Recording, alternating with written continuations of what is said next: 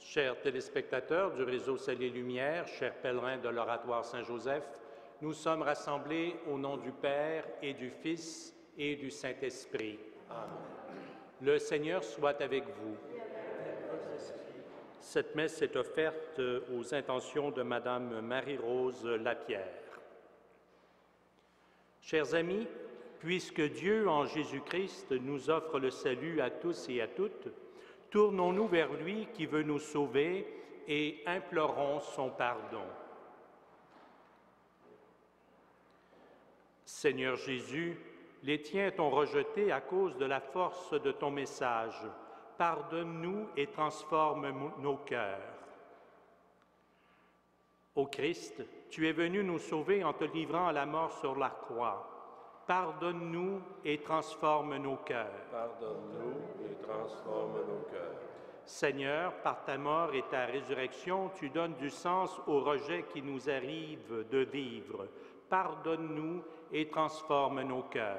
Pardonne-nous et transforme nos cœurs. Que Dieu Tout-Puissant nous fasse miséricorde, qu'il nous pardonne nos péchés et nous conduise à la vie éternelle. Amen. Prions. Ne relâche pas ton amour, Seigneur, purifie ton Église et protège-la. Sans toi, elle ne peut être en sûreté. Que ta grâce la gouverne toujours. Nous te le demandons par Jésus-Christ, ton Fils, notre Seigneur et notre Dieu, qui vit et règne avec toi et le Saint-Esprit, maintenant et pour les siècles des siècles. Amen.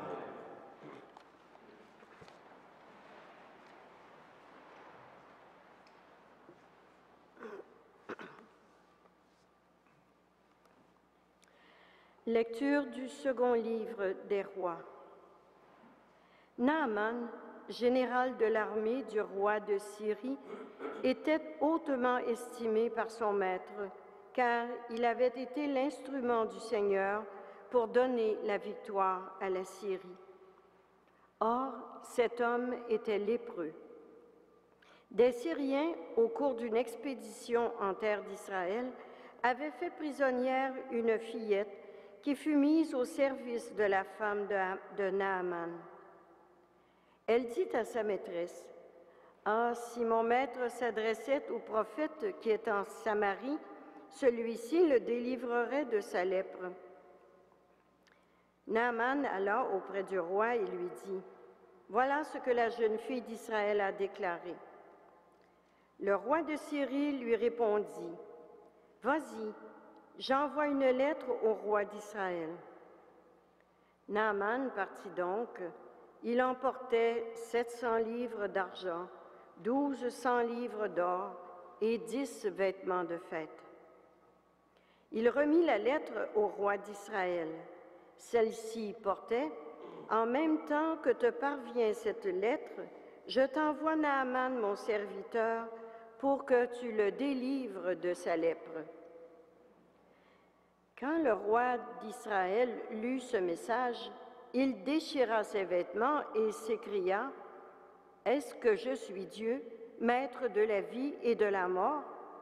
Car ce roi m'envoie un homme pour que je le délivre de sa lèpre. Vous le voyez bien, c'est une provocation. » Quand Élisée, l'homme de Dieu, apprit que le roi d'Israël avait déchiré ses vêtements, il lui fit dire, « Pourquoi as-tu déchiré tes vêtements? Que cet homme vienne à moi, et il saura qu'il y a un prophète en Israël. » Naaman arriva avec ses chevaux et son char et s'arrêta à la porte de la maison d'Élisée. Élisée envoya un messager lui dire, « Va te baigner 7 fois dans le Jourdain, et ta chair redeviendra nette. » Naaman se mit en colère et s'éloigna en disant, « Je m'étais dit, sûrement il va sortir et se tenir debout pour invoquer le nom du Seigneur son Dieu. Puis il agitera sa main au-dessus de l'endroit malade et guérira ma lèpre. Est-ce que les fleuves de Damas, l'Albana et le Parpar ne valent pas mieux que toutes les eaux d'Israël? Si je m'y baignais, est-ce que je ne serai pas purifié? Il tourna bride et partit en colère. Mais ses serviteurs s'approchèrent pour lui dire, « Père, si le prophète t'avait ordonné quelque chose de difficile, tu l'aurais fait, n'est-ce pas? Combien plus lorsqu'il te dit, « Baigne-toi et tu seras purifié. » Il descendit jusqu'au Jourdain et s'y baigna 7 fois pour obéir à l'ordre d'Élisée. Alors sa chair redevint semblable à celle d'un petit enfant. Il était purifié. Il retourna chez l'homme de Dieu avec toute son escorte. Il entra, se présenta devant lui et déclara, « Je le sais désormais, il n'y a pas d'autre Dieu sur toute la terre que celui d'Israël. » Parole du Seigneur.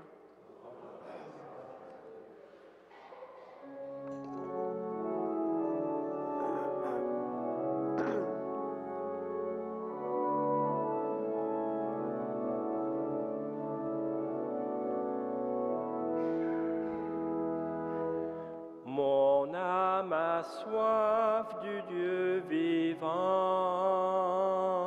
Quand le verrai-je face à face?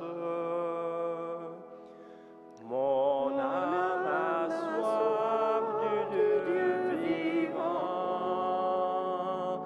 Quand le verrai-je face à face? Ensemble, comme un cerf altéré cherche l'eau vive, ainsi mon âme te cherche, toi, mon Dieu. Mon âme a soif de Dieu, le Dieu vivant. Quand pourrai-je m'avancer, paraître face à Dieu? Envoie ta lumière et ta vérité, qu'elle guide mes pas et me conduise à ta montagne sainte jusqu'en ta demeure. J'avancerai jusqu'à l'autel de Dieu, vers Dieu qui est toute ma joie, et je rendrai grâce avec ma harpe, Dieu, mon Dieu. Mon âme a soif du Dieu vivant. Quand le verrai-je face à face?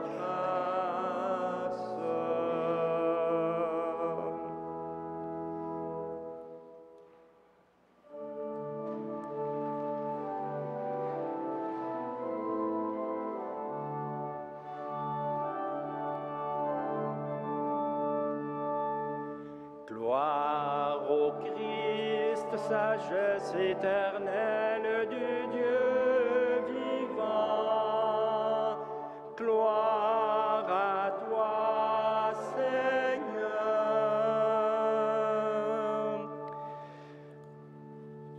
Je mets mon espoir dans le Seigneur, je suis sûr de sa parole. Auprès du Seigneur est la grâce, une grande délivrance.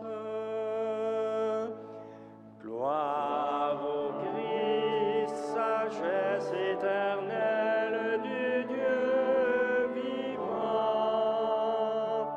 Gloire à toi, Seigneur.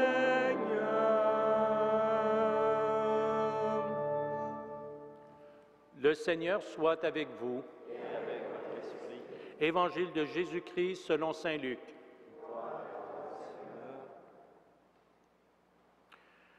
Dans la synagogue de Nazareth, Jésus déclarait « Amen, je vous le dis, aucun prophète n'est bien accueilli dans son pays. En toute vérité, je vous le déclare, au temps du prophète Élie, lorsque la sécheresse et la famine ont sévi pendant 3 ans et demi, il y avait beaucoup de veuves en Israël. Pourtant, Élie n'a été envoyé vers aucune d'entre elles, mais bien à une veuve étrangère dans la ville de Sarepta, dans le pays de Sidon. Au temps du prophète Élisée, Il y avait beaucoup de lépreux en Israël. Pourtant, aucun d'eux n'a été purifié, mais bien Naaman, un Syrien. À ces mots dans la synagogue, tous devinrent furieux. Ils se levèrent, poussèrent Jésus hors de la ville et le menèrent jusqu'à un escarpement de la colline où la ville est construite, pour le précipiter en bas. Mais lui, passant au milieu d'eux, allait son chemin. Acclamons la parole de Dieu. Louange à toi, Seigneur Jésus.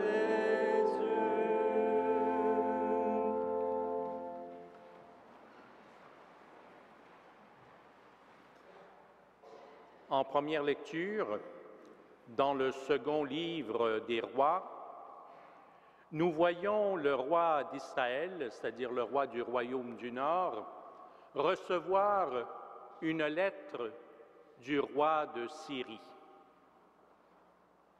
En la lisant, le roi d'Israël se met en colère. Il y voit une provocation. C'est que le roi de Syrie lui demande de guérir son général, Naaman, de la lèpre. Sans doute que le roi d'Israël se dit, c'est là une demande difficile à remplir, et si je ne la remplis pas, c'est le malheur qui risque de s'abattre sur moi et sur mon royaume. Donc, le roi de Syrie, le roi d'Israël, accueille assez mal cette lettre du roi de Syrie. Il y a une autre personne qui accueille mal les demandes, c'est Naaman. Naaman, le général de Syrie qui souffre de la lèpre. Le prophète Élisée lui dit, si tu veux guérir, va te baigner 7 fois dans le Jourdain. Le Jourdain, ce n'est pas un grand fleuve, c'est un fleuve aux eaux boueuses, pas très agréable. Lui, Naaman, le roi d'Israël, trouve que les messages qui leur parviennent sont des messages plutôt inusités, farfelus. Ça les met en colère, ça les intrigue. Pourtant, à la fin, ils se soumettent aux messagers et aux messages. Il y a donc pour eux une porte de salut. Et effectivement, tout ira bien pour eux. Dans l'Évangile, on voit Jésus qui entre dans une synagogue et qui prend la parole. Il enseignait souvent dans la synagogue. Et ce qu'il dit au sujet de Naaman, au sujet de gens étrangers à la foi d'Israël, c'est qu'ils ont écouté la voix de Dieu et qu'ainsi ils ont été sauvés. Scandale pour les fils d'Israël. Comment? Des étrangers passent avant nous, sont écoutés de Dieu, eux qui n'ont pas la foi qu'ils ont reçue. Alors ils se mettent en colère contre Jésus. Ils n'acceptent pas ce qu'il vient de dire. Ils veulent s'en débarrasser, le tuer.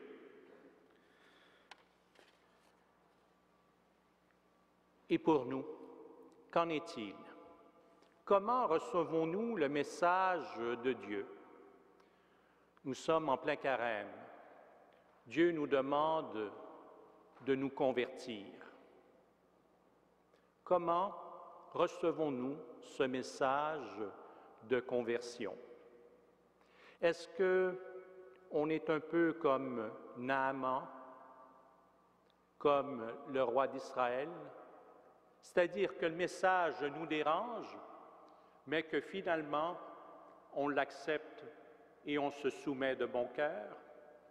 Ou bien est-ce qu'on est comme les bons fils d'Israël, de bons chrétiens en apparence, c'est-à-dire qu'on se dit « j'accepte pas le message, j'accepte pas que des étrangers, que des gens que je ne connaisse pas viennent me parler au nom de Dieu, et je ferme ma propre porte au salut. » Frères et sœurs, en ce temps de carême, comment réagissons-nous devant le message de Dieu, devant sa demande de conversion? Amen.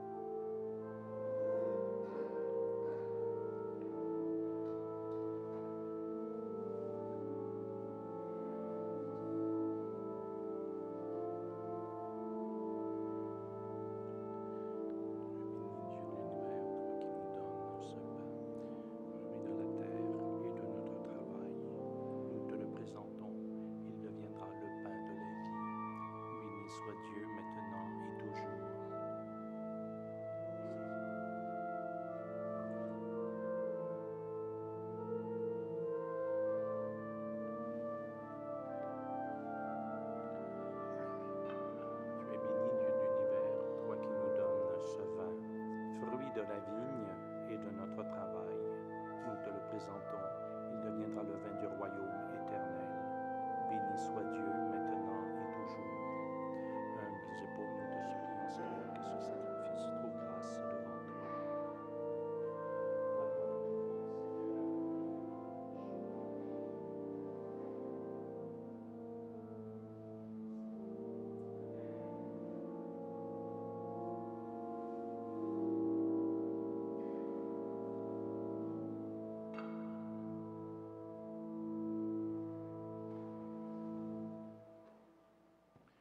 Prions ensemble au moment d'offrir le sacrifice de toute l'Église. Ces dons que tes serviteurs te rapportent, Seigneur, pour te rendre hommage, transforme-les toi-même en sacrement de notre salut, par Jésus le Christ, notre Seigneur. Amen.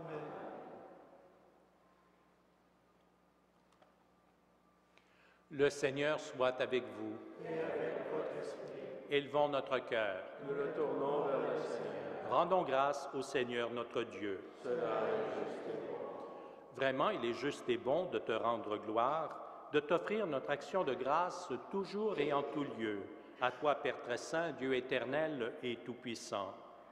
Tu accueilles nos pénitences comme une offrande à ta gloire, car nos privations, tout en abaissant notre orgueil, nous invitent à imiter ta miséricorde et à partager avec ceux qui ont faim.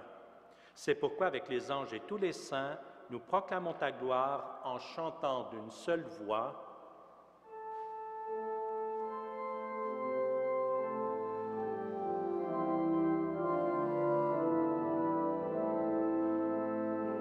Saint, Saint, Saint, le Seigneur, Dieu de l'univers,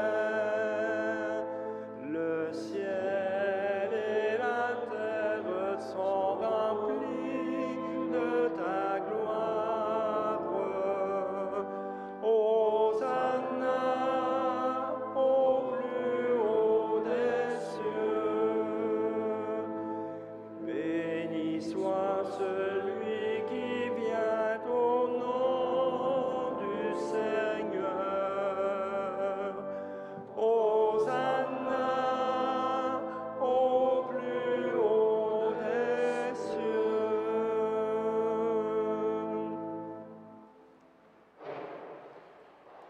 Toi qui es vraiment saint, toi qui es la source de toute sainteté, Seigneur, nous te prions. Sanctifie ces offrandes en répandant sur elles ton esprit, qu'elles deviennent pour nous le corps et le sang de Jésus, le Christ notre Seigneur. Au moment d'être livré et d'entrer librement dans sa passion, il prit le pain, il rendit grâce, il le rompit et le donna à ses disciples en disant: Prenez et mangez-en tous, ceci est mon corps livré pour vous.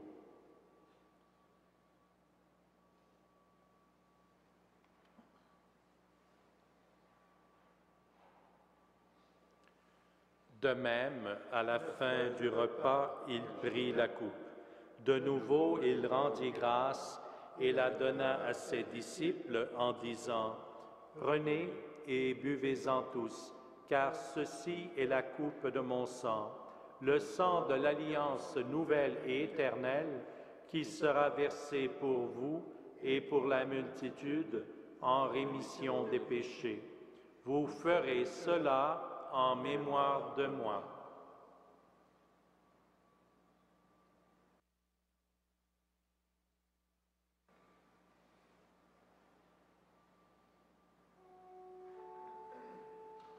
Il est grand le mystère de la foi.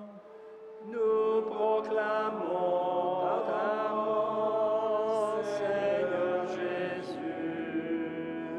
Nous célébrons ta résurrection. Nous attendons ta venue dans la gloire.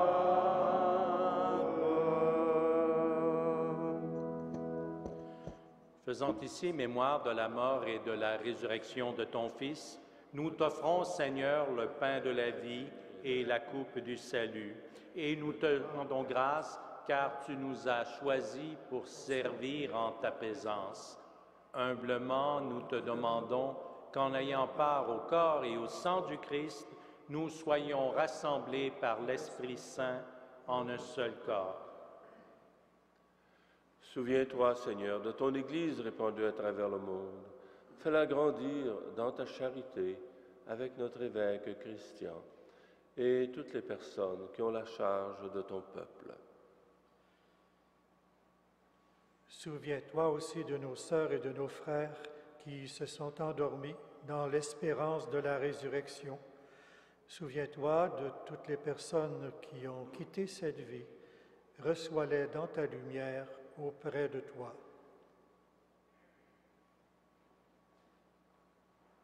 Sur nous tous, enfin, nous implorons ta bonté. Permets qu'avec la Vierge Marie, la bienheureuse Mère de Dieu, avec les apôtres et les saints de tous les temps qui ont vécu dans ton amitié, nous ayons part à la vie éternelle et que nous chantions ta louange par Jésus-Christ, ton Fils bien-aimé.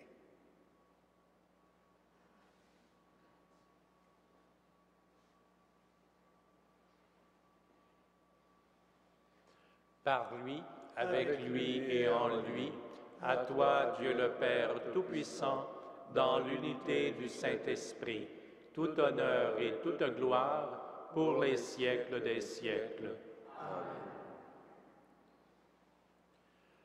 Frères et sœurs, comme nous l'avons appris de notre Sauveur et selon son commandement, nous osons dire: Notre Père qui es aux cieux, que ton nom soit sanctifié, que ton règne vienne, que ta volonté soit faite sur la terre comme au ciel.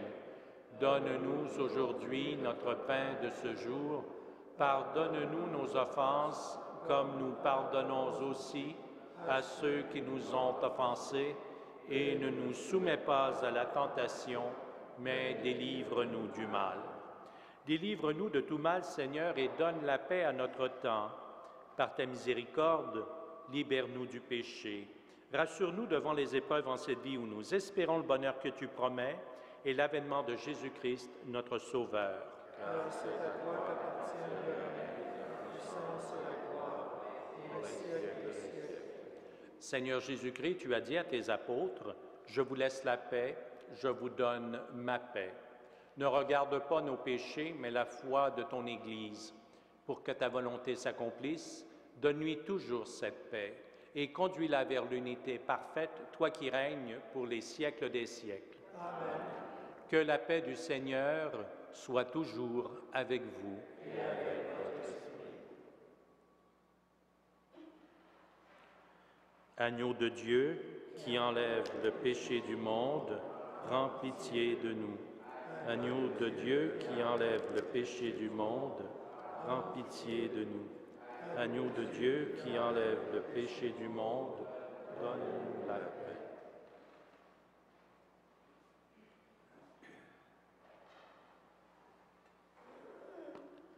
Heureux les invités au repas du Seigneur. Voici l'agneau de Dieu qui enlève le péché du monde. Seigneur, je ne suis pas digne de te recevoir, mais dis seulement une parole et je serai guéri. Que le corps du sang du Christ nous garde pour la vie éternelle.